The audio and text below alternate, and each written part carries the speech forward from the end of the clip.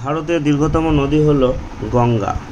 ভারতের পশ্চিম বাহিনী নদী হল নর্মদা, তাপ্তি, মাহি, সবগুলোই ঠিক। ভারতের অন্তর্বাহিনী নদী হল লুনি নদী। অরুণাচল প্রদেশে ব্রহ্মপুত্র নদ কী নামে পরিচিত? অ্যান্সার ডিহং।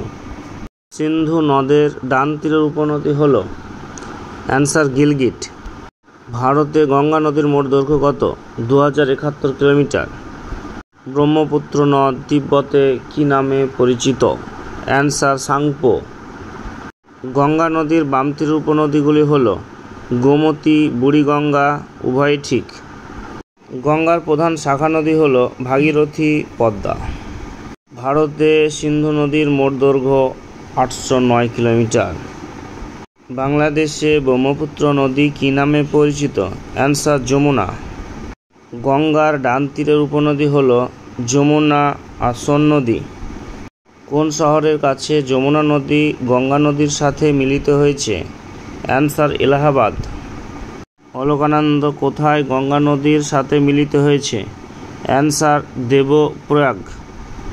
ব্রহ্মপুত্রের বাম তীরের একটি উপনদী হল ধনশিরি।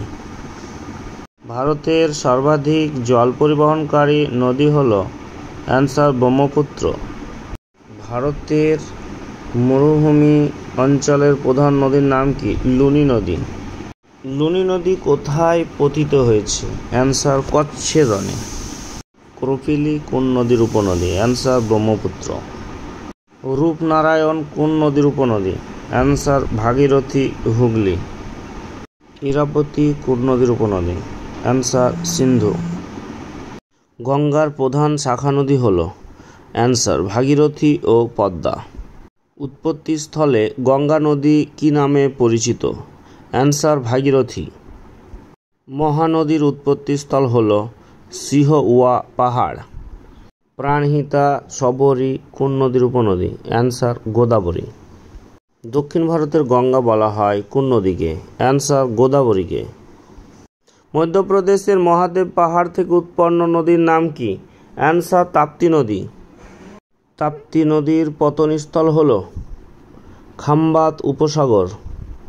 পূর্ণা ও গিরনা কোন নদীর উপনদী? অ্যান্সার তাপ্তি নদী। মহাকাল পর্বতের অমরকণ্টক শৃঙ্গ থেকে উৎপন্ন নদীর নাম কি? অ্যান্সার নর্মদা।